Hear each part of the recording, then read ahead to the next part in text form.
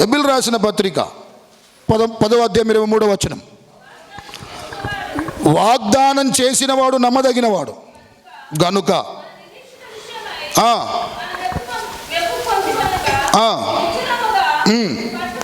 చాలండి. వాగ్దానం చేసినవాడు ఎలాంటి వాడంట అని చెప్పాలి. ఎలాంటి వాడంటమ్మా? నమ్మదగినటువంటి వాడు.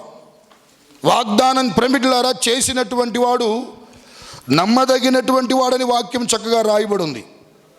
చాలామంది లోకంలో చాలా రకాల వాగ్దానాలు చేస్తారు, కానీ వాగ్దానాలు నెరవేర్చే విషయంలో తప్పిపోతారు. మనుషులు వాగ్దానాలు చేస్తారు, చేసిన వాగ్దానాలు ఏం చేస్తారంట మనుషులు తప్పిపోతారు. ఫర్ ఎగ్జాంపుల్ మీకు అర్థం కావడానికి, మనం ప్రేమికులారా మన కాడికి బంధువులు వచ్చి చెప్పే మాట, మన కాడికి రక్త సంబంధులు వచ్చి చెప్పే మాట ఏంటంటే,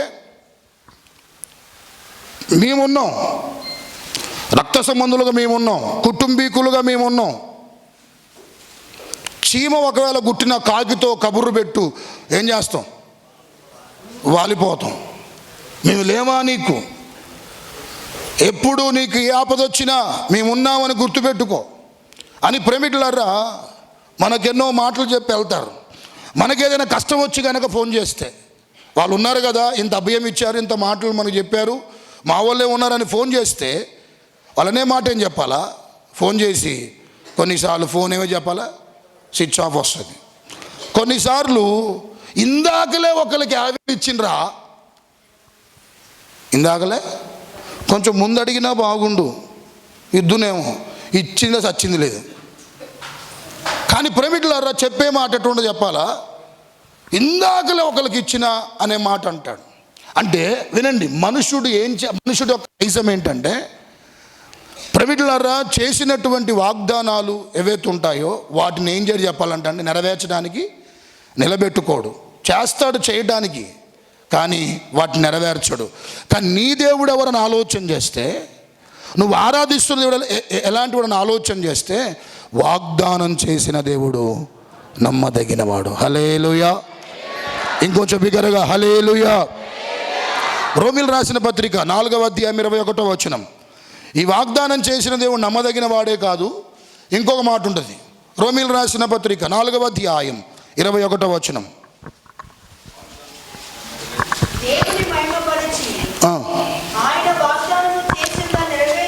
వాగ్దానము చేసిన దాన్ని నెరవేర్చుటకు సమర్థుడని రూఢిగా విశ్వసించి, విశ్వాసం వలన స్తోత్రాలు చెప్పండి ఒకసారి.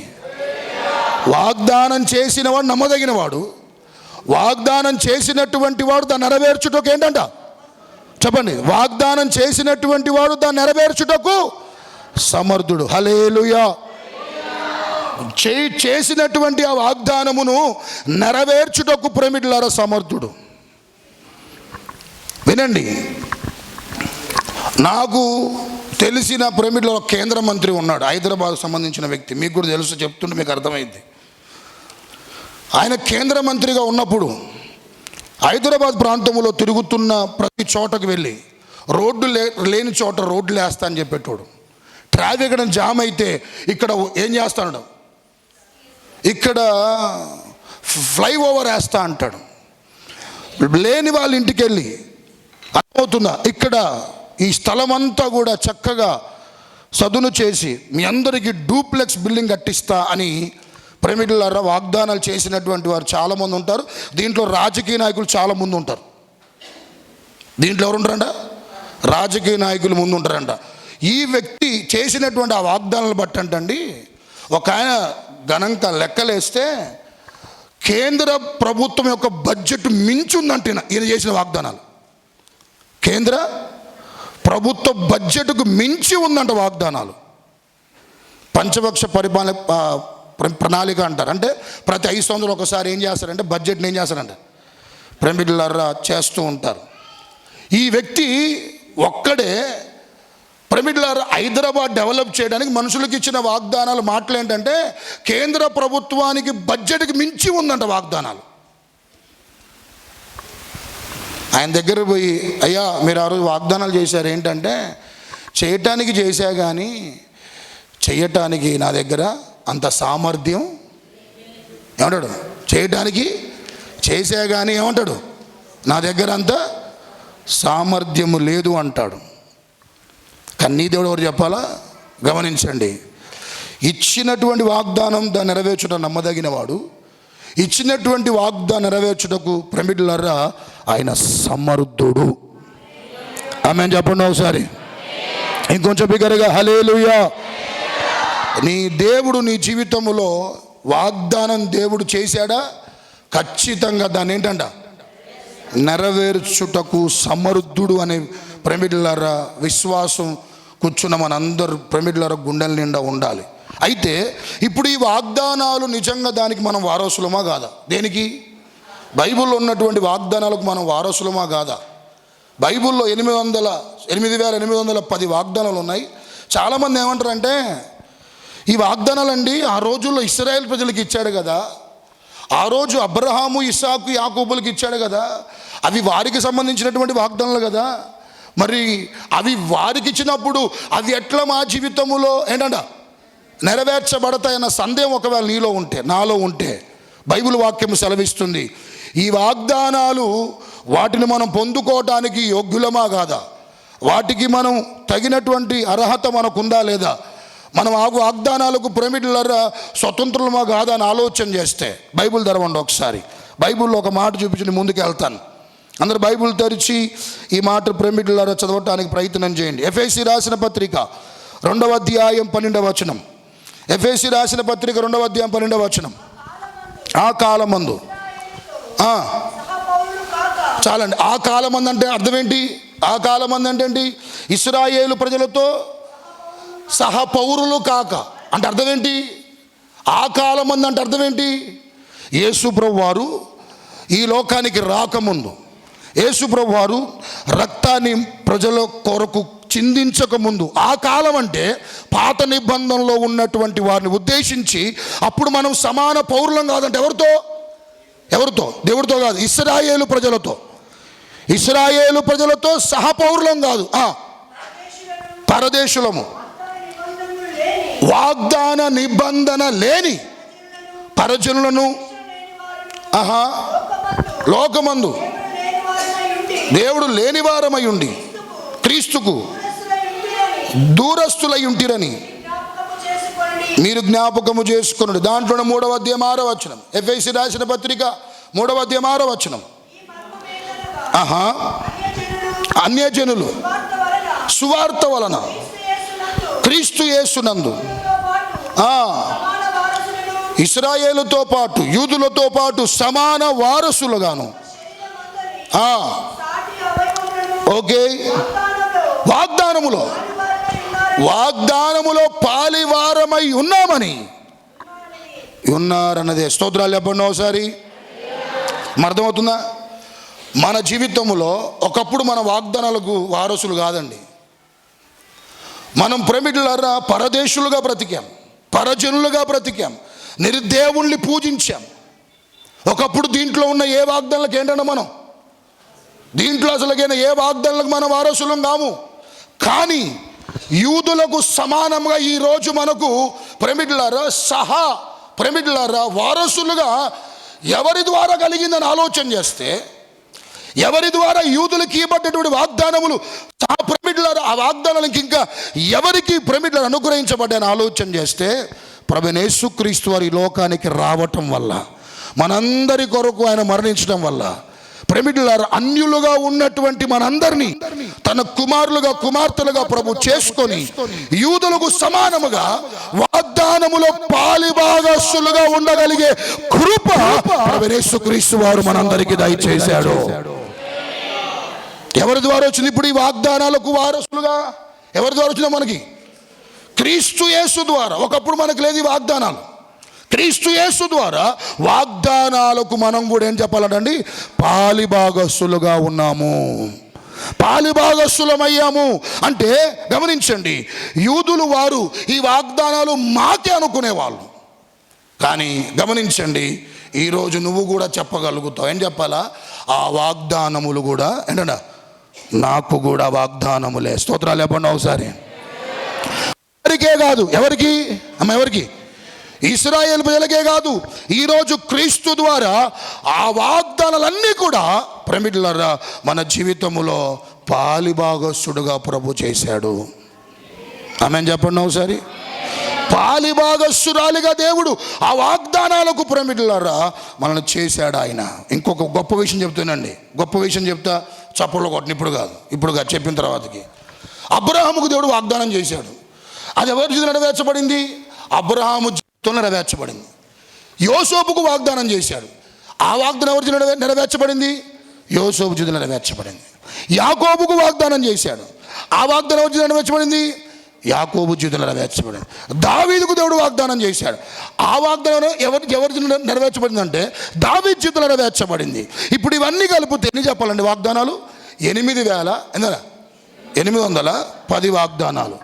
యోసేపు వాగ్దానం అబ్రహాం నెరవేర్చబడలే, దావీదు వాగ్దానం అబ్రహాం నెరవేర్చబడలే, మోషే వాగ్దానం యోసేపు నెరవేర్చబడలే.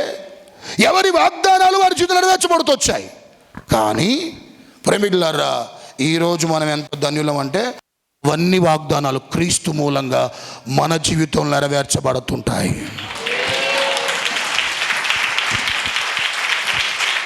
హల్లెలూయా. ఆ వాగ్దానాలు మొత్తం ఎవరిలో? మనలో. ప్రేమికులారా క్రీస్తు ద్వారా మన జీవితంలో ఆ వాగ్దానాల్లో పాలిభాగస్తులుగా ప్రేమికులారా అయ్యేటువంటి ఆధిక్యత యేసు ప్రభు ద్వారా మనందరికి కలిగింది. ప్రేమికులారా అర్థమవుతుందా? ఇప్పుడు వాగ్దానం చేసిన వాడు దాన్ని నెరవేర్చుటకు సముద్రుడు. వాగ్దానం మనకు వారసత్వం ఉందా అంటే ఉంది. ఎట్లొచ్చింది? అది ఎట్లొచ్చిందంట? క్రీస్తు యేసు ద్వారా మనకు వచ్చింది. ఇప్పుడు మన దైనందిన జీవితంలో వాగ్దానాలు నెరవేర్చబడాలంటే మనం ఏం చేయాలి?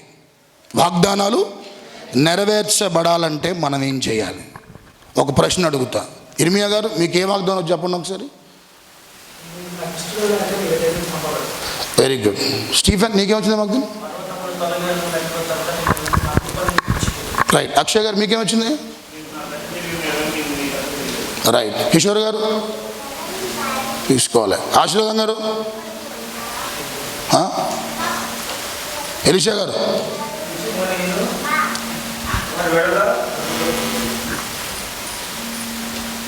మీ వాగ్దానం మీకు గుర్తున్నాయి లేవు? ఎంతకి అది ఒక్కరోజు చూసుకొని మురిసిపోవడం కాదు. దేవుడు నీకు చేసిన ఏంటంటే అది వాగ్దానం. అయితే దేవుడు వాగ్దానాలు మన పట్ల నెరవేర్చబడాలంటే మొదటిగా ఓర్పుతో కూడిన విశ్వాసం మనకు ఉండాలి. ఓర్పుతో కూడిన విశ్వాసం మనకు ఉండాలి. ఉదాహరణకి ఆదికాండం 42వ అధ్యాయం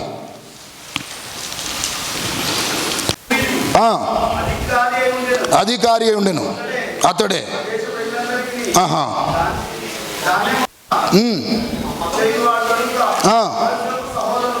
వచ్చి అతనికి వందనములు చేసిరి.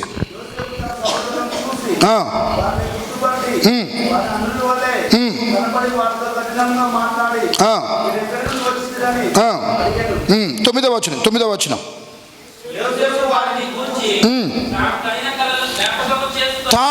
కనిన కలలను జ్ఞాపకం చేసుకొని మీరు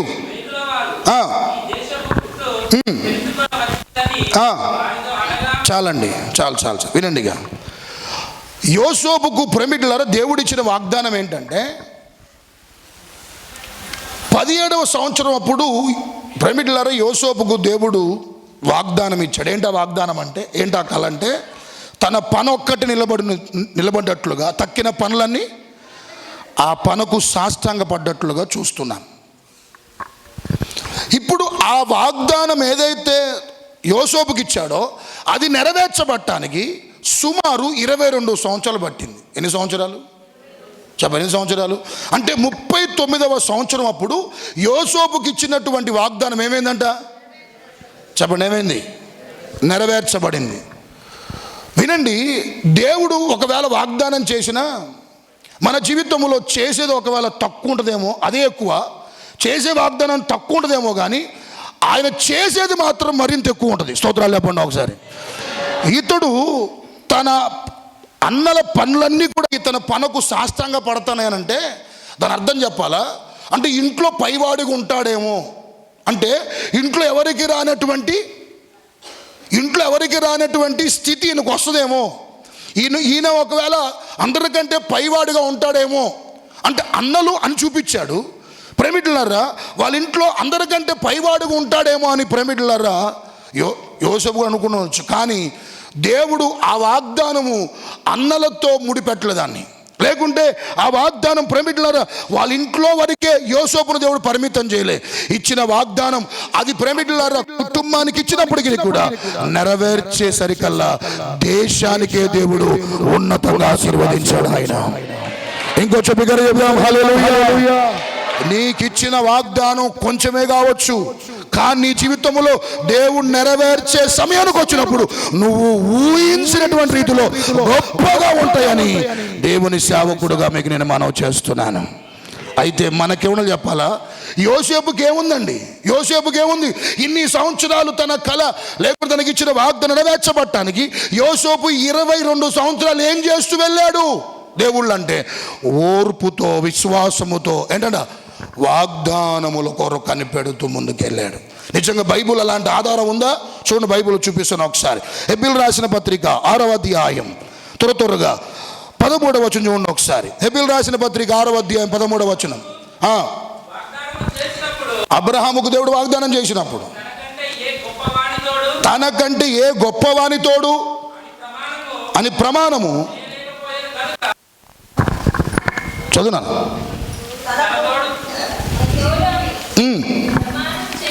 ఓకే. నిశ్చయముగా ఆశీర్వదించదును, విస్తరింపజేసేదను అని చెప్పాను. ఆ మాట నమ్మి ఇక్కడ ఆ మాట నమ్మి ఓర్పుతో విశ్వాసంతో ఏం చేశాడంటమ్మా? ఆ వాగ్దాన ఫలము పొందెను. స్తోత్రాలు చెప్పండి ఒకసారి. ఇంకొంచెం హల్లెలూయా. అబ్రహామును దేవుడు పిలిచాడండి. పిలిచి అబ్రహాము తన మాట ఏం చెప్పాలి? అబ్రహమా, నిన్ను ఏం చేయబోతున్నానంటే నక్షత్రం వైపు చూపించాడు. లెక్క పెడతావా అంటే అయ్యా ఏం చేయలేను, లెక్క పెట్టలేను. సముద్ర తీరమందు ఉసుకరేణులు చూపించాడు. లెక్క పెడతావు అబ్రహాం అంటే అయ్యా లెక్క పెట్టలేను అని చెప్పి దేవుడు అన్న మాట ఏం చెప్పాలా? ఇంతగా నిన్నేం చేయబోతున్నాను, ఇంతగా నిశ్చయముగానే మాట, నిశ్చయముగా ఏం చేస్తా, నిన్ను ఆశీర్వదిస్తా, నిశ్చయముగా నేను దీవిస్తా అని దేవుడు ప్రేమిట చెబుతూ ప్రమాణము చేయించుకునే సమయం వచ్చినప్పుడు తన మీదే ప్రమాణం చేసుకున్నాడు. అబ్రహమా, నా మీద ప్రమాణం చెప్తున్నాను. ఎవరన్నమాట ఇది? దేవుడన్నమాట. నా మీద నిశ్చయముగా అబ్రహమా, ఇగో నా తల మీద ప్రమాణం చేసి చెప్తున్నాను, నిశ్చయముగా నేనేం చేస్తా, నేను ఆశీర్వదిస్తాను, నిశ్చయముగా నేను దీవిస్తాను అని ప్రేమిటులారా దేవుడు అబ్రహాముకు దేవుడు తెలియజేశాడు.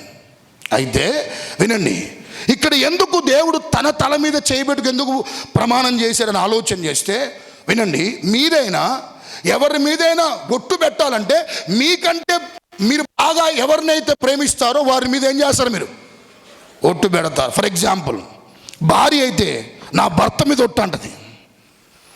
ప్రేమిటులారా పిల్లలైతే ఎవరి మీద అంటారు? మా తల్లిదండ్రుల మీద ఒట్టు అంటారు. తల్లిదండ్రులు అయితే ప్రేమిటులారా మా పిల్లల మీద ఒట్టు అని చెప్తారు. ఇంకా ఇవన్నీ కాకపోతే ఆఖరికి దేవుడి మీద ఒట్టు ప్రమాణం చెప్తున్నాను అంటాడు. కానీ ఇప్పుడు దేవుడు కంటే గొప్పవాడు ఎవరు ఉంటే కదా దేవుడు ఇంకొకరి మీద ఏం చేసి ప్రమాణం చేసి తనకంటే గొప్పవాళ్ళు ఇంకెవరు ఉంటే దేవుడు ప్రేమిటులారా ఆ గొప్పవాడి మీద చేయబెట్టి ప్రమాణం చేసేవాడు. కానీ దేవుడి మీద తనకు తానే చేయబెట్టుకొని అబ్రహాముకు దేవుడు చెప్పినప్పుడు నిశ్చయముగానే ఆశీర్వదిస్తాను అబ్రహాం అని చెప్పి దేవుడు తన తల మీద చేయబెట్టుకు ఎందుకు ప్రమాణం చెప్పాలి? అతనికంటే ఈ ప్రపంచంలో గొప్పవాడు ఎవరు లేడు. తనకంటే గొప్పవాడు ప్రపంచములో ఎవరు కూడా లేరు.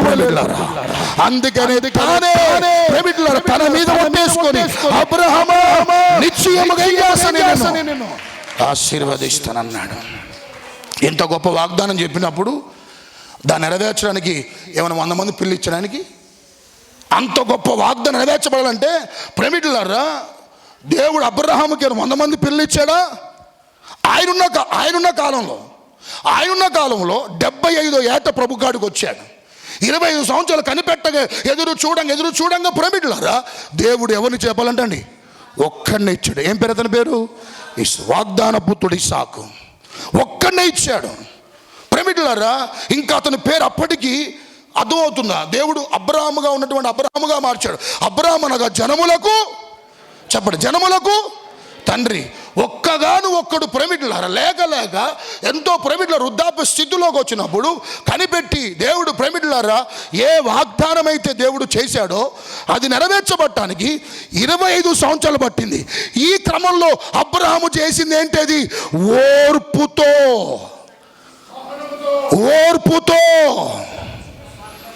ప్రేమికులారా, విశ్వాసముతో ఆ వాగ్దానాన్ని ప్రేమికులారా పొందుకున్నట్లుగా మనం చూస్తున్నాం.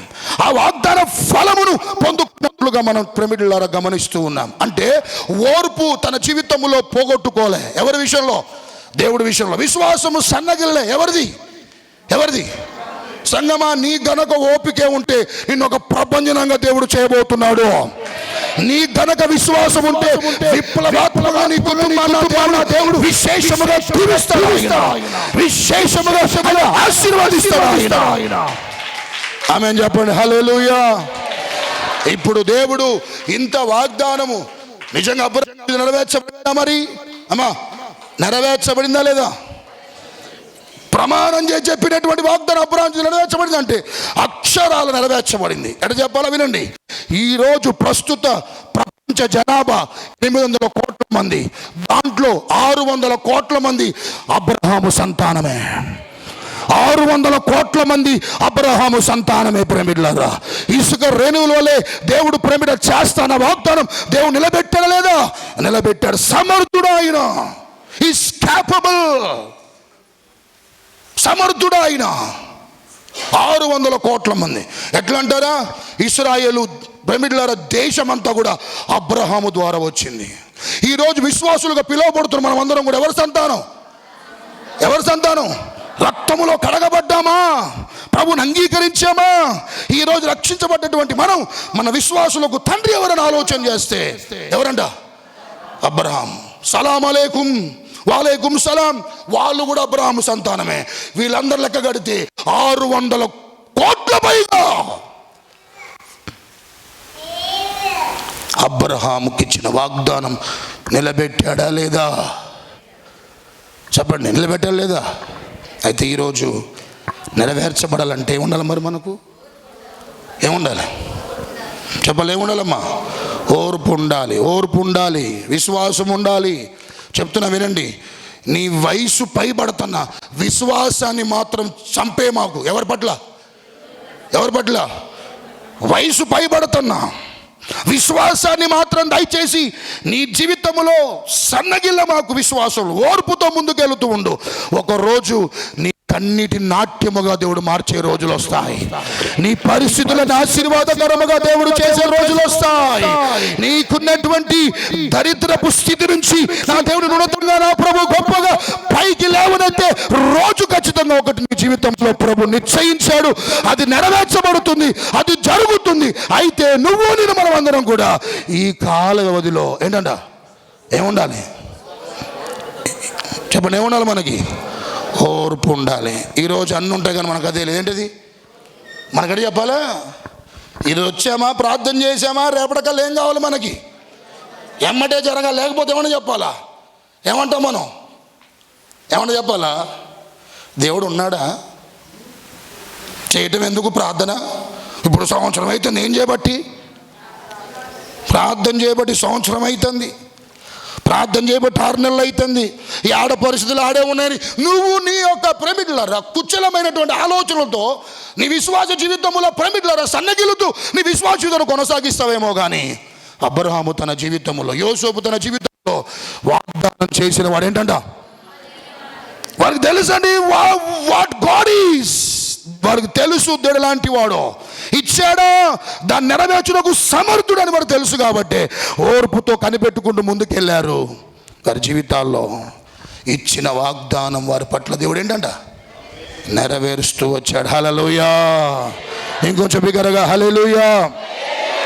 ఈ ప్రయాణంలో సంగమా ఈ సంవత్సరం చెప్తున్నాం మీ అందరికీ, మీ ముందుకు వైఫల్యాన్ని ఎక్కువగా అప్ప తీసుకొస్తుంటాడు, ఓటమిని ఎక్కువగా తీసుకొస్తున్నాడు, జరగని పనులు ఎక్కువ తీసుకొస్తుంటాడు. తస్మాత్ ఎక్కువగా మీ జీవితంలో ప్రమిడ్లారా ప్రార్థనలు ఆలకించబడినటువంటి వాటిని ముందు పెడతాడు, ఎక్కువగా వైఫల్యాన్ని ముందు పెడతాడు. నీ జీవితంలో అనుకున్నవి జరగనటువంటి వాటిని పెద్దగా చూపిస్తాడు. నీకు వాగ్దానం చేశాడు కదా, ఏమైందా వాగ్దానం? దీవిస్తని చెప్పాడు కదా, ఇంకా నీ జీవితంలో అప్పులు పోలేదేంది? నీ బ్రతుకులో ఇంకా మంచి ఆరోగ్యమునగా, ఇంకా నీ శరీరములో ఏనా అనారోగ్యతకు నిలయంగా మారింది, నీ పరిస్థితులు మారలే, నీ స్థితిగతులు మారలేని అపవాది నీకు లేనటువంటి వాటిని కళ్ళ ముందు చూపిస్తాడు. ఉన్న వాటిని ఎప్పుడు అపవాది గుర్తు చేయడు, నీ కలిగి ఉన్నటువంటి వాటిని ఎప్పుడు అపవాది గుర్తు చేయడు. వాడెప్పుడు కూడా చేసే పని ఏం చెప్పాలా, నీ దగ్గర లేనటువంటి దాన్ని పెద్దగా చూపిస్తాడు, నీ దగ్గర లేనటువంటి దాన్ని భూతత్తులో పెట్టి చూపిస్తాడు. ఇంతగా నువ్వు దేవుడి సందులో ఇచ్చిన వాగ్దానం ఏమైపోయిందని నిన్ను ఒకవేళ ప్రశ్నించినా నా సమాధానం ఏమై ఉండాలంటే, అపవాది వాగ్దానం చేసిన దేవుడు చెప్పలేం చెప్పాలో నమ్మదగిన వాగ్దానం చేయుటకు సమర్థుడు అన్ను చెప్పగలిగితే సంగమా, ఆ ఓర్పే విశ్వాసంతో కూడినటువంటి నీ అనుభవాలే నీ జీవితంలో కళ్ళ ఎదుట నీకు ఇచ్చిన వాగ్దానాన్ని కళ్ళ ఎదుట చూడగలిగే కృప దేవుడు అనుగ్రహిస్తాడు ఆయన. ఇంకొంచెం బిగ్గరగా హల్లెలూయా. అట్టి కృప అందరి ప్రభు గురించి మాటలు మనందరి వెనుకల్లో ప్రభు దీవించి ఆశీర్వదించునుగాక. నీ తలరాత మార్చే దేవుడే సోదరా. నీ అంతటి నువ్వు నీ పరిస్థితులు ఏవి మారు, నీ కుమారులు మారాలన్నా, నీ కుటుంబ స్థితిగతులు మారాలన్నా, నీ పరిస్థితులు దీవెనకరంగా మారాలన్నా, ఈ 4 నీ జీవితంలో ఈ సంవత్సర కాలం చేస్తూ జాగ్రత్తగా నీ విశ్వాస జీవితాన్ని కొనసాగించుకుంటురా. అందరూ మోకరించి నిలువు మోకాలేయండి. విత్తిన్ 10 నిమిషాలు ముగించుకోబోతున్నాం. దయచేసి అందరూ సంగమా, let's all close your eyes and look to the lord in prayer. అందరం కళ్ళు మూసుకుందామా.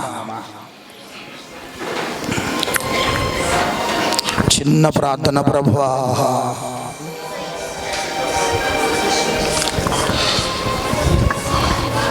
తన మీద కొట్టేసుకొని చెప్పాడు సగం అబ్రహాముకి, నిశ్చయముగా దీవిస్తా అబ్రహామా. ప్రభు నెరవేర్చాడు కదా సోదరుడా,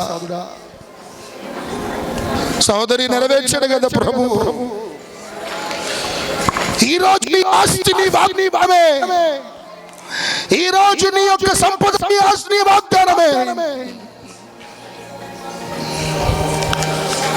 ఇచ్చాడు వాగ్దానం, సంఘానికి ఇచ్చాడు ప్రభు.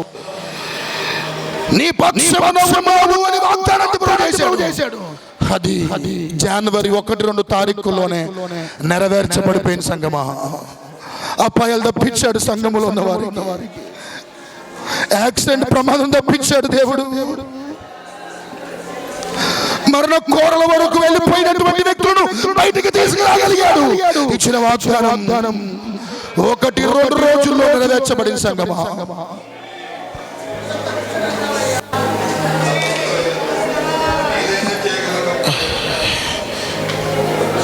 సోదరి, నువ్వెంత కష్టపడ్డా నీ సమస్యలు బాగు దృష్టిలో పెట్టుకో. నువ్వెంత ప్రయాసపడ్డా నీ స్థితిగతులు మారు గుర్తుపెట్టుకో. ప్రభు కనికరిస్తేనే, ప్రభు జాలి పడితేనే, ప్రభు కృప చూపితేనే, ప్రభు కటాక్షిస్తేనే నీ స్థితిగతులు మారుతాయి. ప్రార్థన చేసుకో. అయ్యా, వారసులం కాదయ్యా మేము. దీంట్లో ఉన్న ఏ ఒక్క వాగ్దానానికి మాకు అసలు అర్హత లేదయ్యా. అలాంటి అన్యులుగా మమ్మలను, అలా పరిజనులుగా బతుకుతున్న మమ్మలను, అలా పరదేశంలో బతుకుతున్న మమ్మలను ఈరోజు యూదులతో సమానముగా వాగ్దానాలు పాలిభాగస్తులుగా చేసావు నాయన. ఎన్ని నెరవేర్చలే ప్రభు నీ పట్ల. నువ్వు ఉట్టిగా పైకి రాలే, ఇంతకాలం దేవుడు దీవించబట్టి వస్తున్నావు నువ్వు.